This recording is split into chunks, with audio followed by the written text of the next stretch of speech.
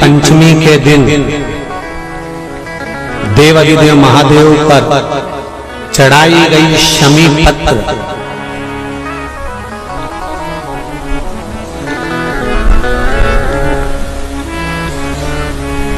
शंकर भगवान पर चढ़ाई गई शमी पत्र आस्तिक मुनि का नाम लेकर, कौन से मुनि? आस्तिक मुनि का नाम लेकर शमी पत्र को वापस उठाकर उसको अपने दरवाजे की चौखट पर कहीं पर भी या द्वार पर कहीं पर भी एक ओर रख देने पर घर के अंदर, बगीचे के अंदर सर्प प्रवेश नहीं करता। ध्यान रखिए, सर्प प्रवेश नहीं करेगा। शमी पत्र समर्पित करने पर उस शमी पत्र को आस्तिक मुनि का स्मरण करने, कौन से मुनि है? आस्तिक मुनि का स्मरण करने पर भीतर घर के अंदर बगीचे में सर्प भी प्रवेश नहीं। उस शमी पत्र में जया, विषहरा, शामली वारी, दौतली और देव, ये पांचों कन्याओं का भाव प्रकट हो जाता है और वो कन्याएं हमारे घर के द्वार की रक्षा करती हैं। तुम्हारे घर की बहन बेटी क्या करती है? तुम्हारे घर की बहन बेटियां क्या करती हैं? घर में बहन बेटी आती हैं तो बद्दुआ देकर नहीं जाती। घर में कन्याएं रहती हैं, बद्दुआ नहीं देती। घर की बेटियां जब दरवाजा छोड़कर शादी कर वाले दिन, विदाई के दिन अगर जाती भी हैं तो बेटियां हाथ में धान भरकर फेंक कर जाती हैं कि मेरा मायका खूब फले फूले आगे बढ़े। छापे लगाकर चली जाती हैं कि हमने हमारी जीवन की सारी दौलत, जीवन का सारा सुख अपने मायके में दे दिया है। वो बेटियां तो जया, विषहरा, शामली बारी, दौतली, देव, ये उस घर में निवास करती हैं जिससे ये घर में हम रक्षा कर सकते, रक्षा कर सकते।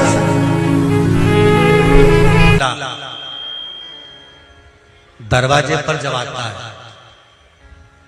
मटकी में जो दिया लगाया जाता है, सालीहों लेके खड़ी होती कन्याओं, वो मटकी में एक बत्ती का दिया लगता है कि 4 बत्ती का लगता है?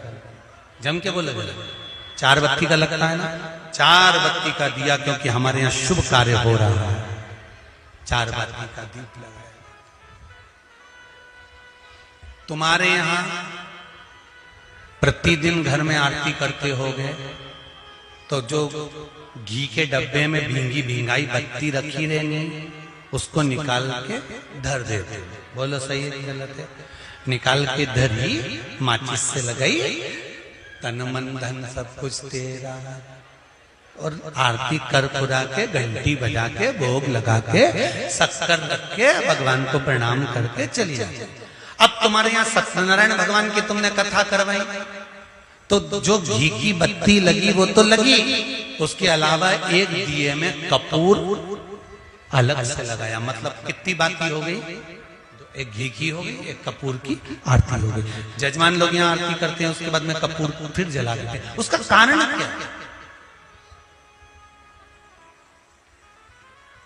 अधिकता में फल प्राप्त करना, अधिकता में फल देना।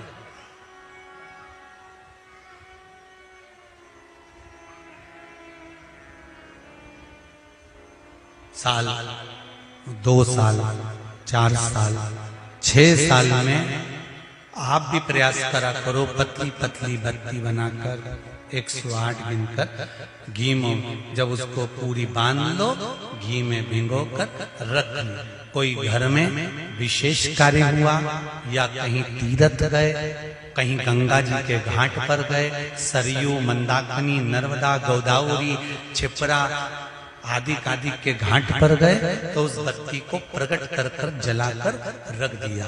क्या होता है उससे? माता सती ने कौन सा पुण्य करा था जो शंकर भगवान के कंधे पर शव पड़ा हुआ था और शंकर नाच रहे थे? वो सती का पुण्य था कि वो कभी एक सामग्री से शिव को प्रसन्न नहीं करती थी, बहुता में देकर शंकर को रिझाती थी। इसलिए शिव ने उसको अखंडता प्रदान की। शंकर भगवान ने अखंडता दी है उसको, अखंडता।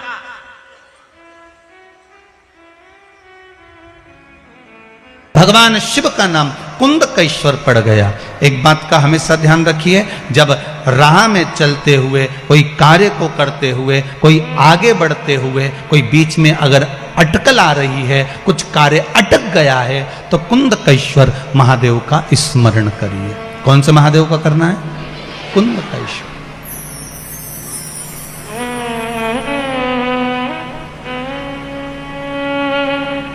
कुंदकेश्वर महादेव का स्मरण करिए। अच्छा, कई लोग एक प्रश्न करते हैं, गुरुजी ये बताओ कि आप बताते हो कि कुंदकेश्वर का स्मरण करो या उद्धूतेश्वर का स्मरण करो या फिर ये देवता का स्मरण करो महाराज, तो ये मंदिर में जाना पड़ता है क्या इनके? तो शिव महापुराण की कथा कहती है आप किसी भी मंदिर में जाएंगे और जिस देवता का नाम लेकर आप जल चढ़ाएंगे उस समय पर वो देवता उसको स्वीकार कर लेता है। आप जिस मंदिर में जा रहे हो, आप किसी मंदिर में जाकर पशुपति व्रत कर रहे हो तो पशुपतिनाथ उसको स्वीकार कर लेगा। आप किसी मंदिर में जाकर केदारनाथ जी के नाम से जल चढ़ा रहे हो, केदारनाथ भगवान उसको स्वीकार कर लेगा। आप किसी मंदिर में जाकर त्र्यंबक के नाम का जल चढ़ा रहे हो, त्र्यंबकेश्वर भगवान उसको स्वीकार कर लेगा। आप किसी मंदिर में जाकर महाकाल के नाम का जल चढ़ा रहे हो, महाकालेश्वर बाबा उसको स्वीकार कर लेगा। वो उसको प्राप्त कर लेता, वो उसको ग्रहण कर लेता। महाराज, श्री शिवाय नमस्तुभ्यम, श्री शिवाय नमस्तुभ्यम। कुंदकेश्वर महादेव का नाम का स्मरण कर लेने पर जीव सुख पा जाता है। आज एक कोई इन्हीं पंडित श्री रमेश मेंदोला मित्र मंडली का ही कोई एक सदस्य सुबह मिलने के लिए आए थे, शायद वो बैठे भी होंगे।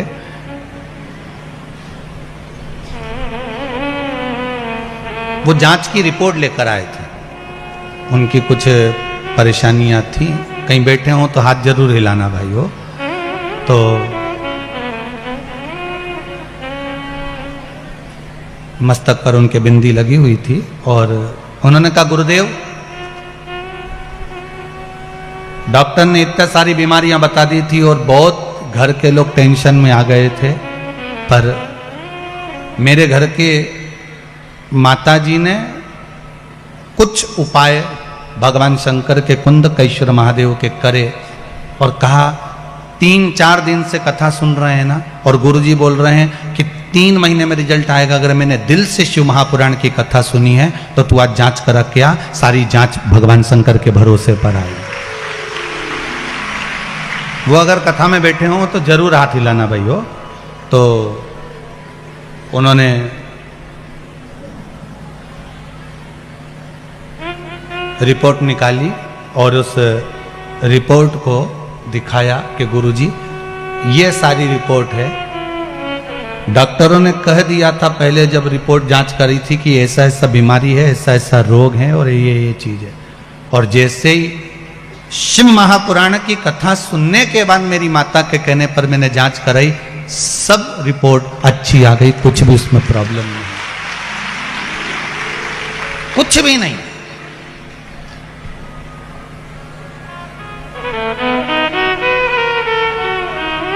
आप बाबा पर विश्वास करते हो तो बाबा आपका साथ देता है।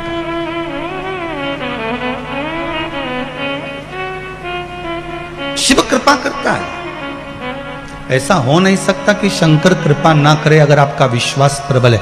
जिस समय कहीं अटक रहे हो, बहुत हम तो यहां तक कहेंगे कि कोई बहुत बड़ी समस्या, बहुत बड़ी प्रॉब्लम सामने आकर खड़ी हो गई है, तो कुंदकेश्वर महादेव के नाम से 1 लोटा पानी, उसमें एक सफेद पुष्प, डालकर शंकर को समर्पित कर दो, या सफेद फूल शिव जी को चढ़ा दीजिए और उस पानी को भगवान शंकर पर समर्पित कर दीजिए महाराज। और उसके बाद आप आगे बढ़ जाइए, फिर कोई डरने की जरूरत नहीं होगी, शिव उसको संभाल लेगा। कुंदकेश्वर महादेव संभाल।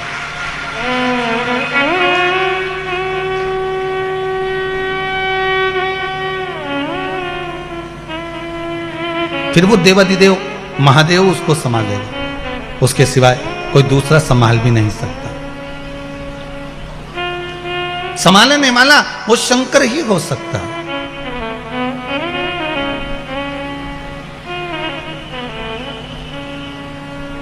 बोलो कुंदकेश्वर महादेव। भगवान कुंदकेश्वर महादेव के रूप में विराजमान हो गए। एक बार भगवान शंकर माता पार्वती को लेकर काशी घूमने के लिए गए, और काशी घूमने के लिए गए तब माता पार्वती जी ने भगवान शिव से कहा, भोलेनाथ आप मेरे साथ इस काशी में विराजमान होइए।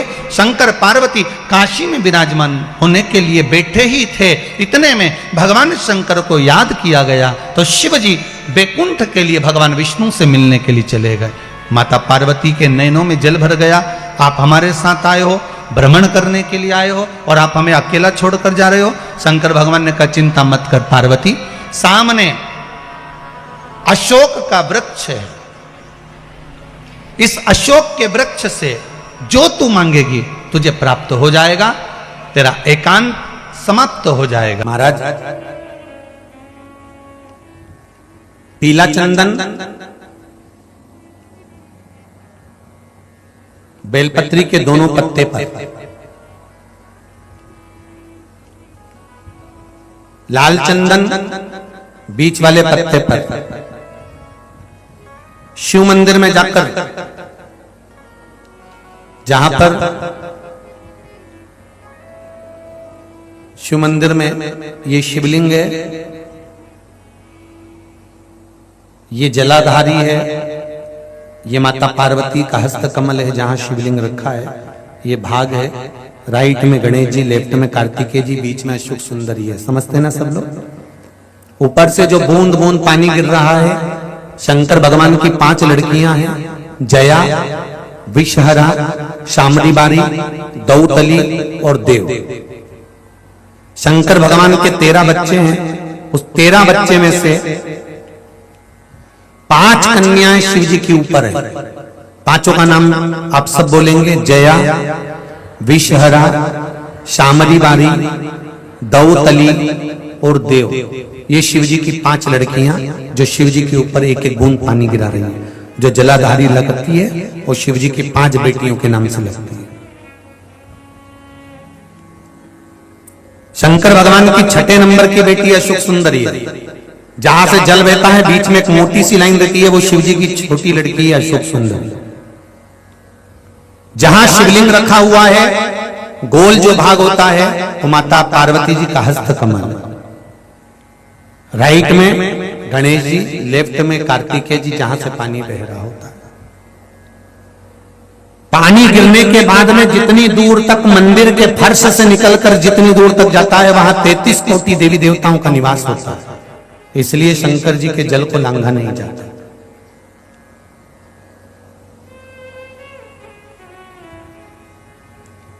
नंदी से लेकर शंकर भगवान के शिवलिंग तक सोमसूत्र बनता है। क्या बनता है? सोमसूत्र। शिव जी का जहां नंदी होता है, इस नंदी से लेकर जहां शंकर भगवान का शिवलिंग रखा होता है, यहां एक सोने का तार, जो प्राण प्रतिष्ठा करने वाले होते हैं ब्राह्मण जन, वो बताते हैं कि यहां से वहां तक एक सूत्र डलता है, सोम सूत्र, नंदी से शिव जी तक। क्यों?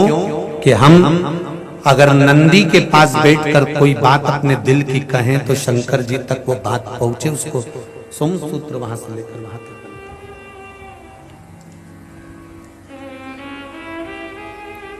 अब तो प्रतिष्ठा के समय पर सोने की वो तार डालते कि नहीं डालते वो पता नहीं, पर शिव मंदिर का नियम है, छोटा सा भी अगर शिव मंदिर बना रहे हो, बड़ा भी बना रहे हो, तो नंदी से लेकर शिवलिंग तक एक सूत्र डलना चाहिए सोने का तार, वो भूमि के अंदर ही होना चाहिए।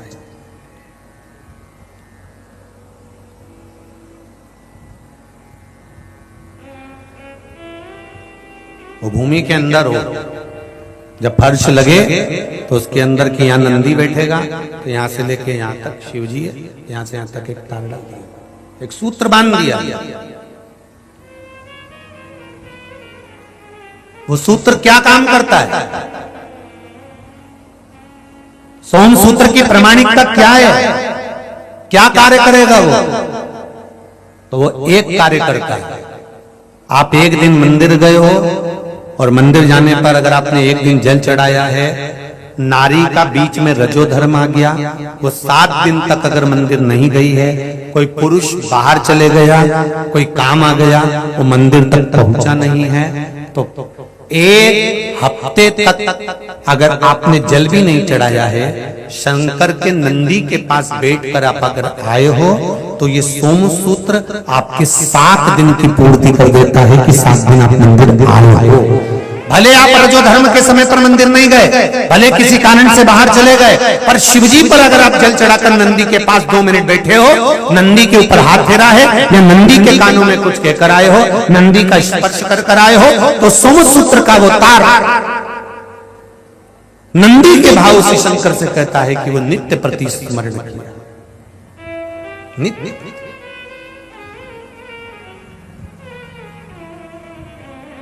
महाराज तो बेलपत्री, दोनों में पीला चंदन, बीच में लाल चंदन, और जो अशोक सुंदरी वाली जगह है, उस अशोक वाली सुंदरी वाली जगह पर डंडी का भाग जहां से पानी बहता है, वहां लाल चंदन का भाग नीचे की ओर शिवलिंग से टच करता हुआ लाल चंदन का भाग, और दोनों चंदन, पीले चंदन के भाग बेलपत्री के उस अशोक सुंदरी वाली जगह पर रखकर मन कामना से शरीर में अगर कोई रोग हो गया जिससे चमड़ी सफेद पड़ रही हो, या काया कोई जगह जगह पर खाज हो गया, या कोई सोराइसिस जैसी बीमारी हो गई है, तो शिव जी पर उस जल को समर्पित कर कर उस बेलपत्री का जो पानी है वो लेकर आए, शरीर में उस स्थान पर लगाना प्रारंभ करें। धीरे धीरे लगभग 15 से 20 दिन तक अगर क्रम करा और श्री शिवाय नमस्तुभ्यम का जाप किया, ये निश्चित है काया अपने रूप में आना प्रारंभ हो जाती है, निश्चित। पर प्रयास करना, सोमसूत्र वाला स्थान प्रयास करना।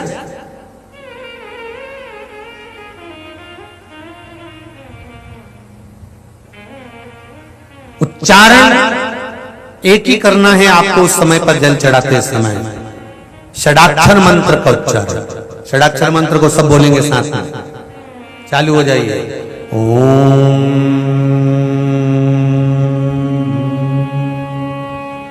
नमः शिवाय, ओम नमः शिवाय, ओम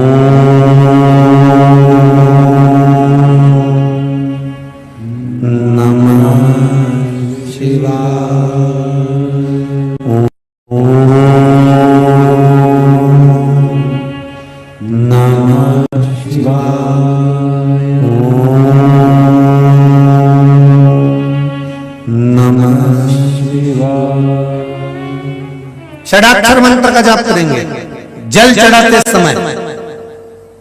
सेमरी हरचंद की कथा में कहा था, रायसेन की कथा में वर्णन किया था, और हाले कोसा में जो साहू परिवार ने कथा कराई थी उसमें वर्णन किया था कि सूर्य नारायण भगवान को हम जब जल देते हैं, जल की धार एकदम पतली चलना चाहिए, एकदम पानी उंडेल कर नहीं आना, थोड़ा धीरे धीरे स्लो। जिस माता के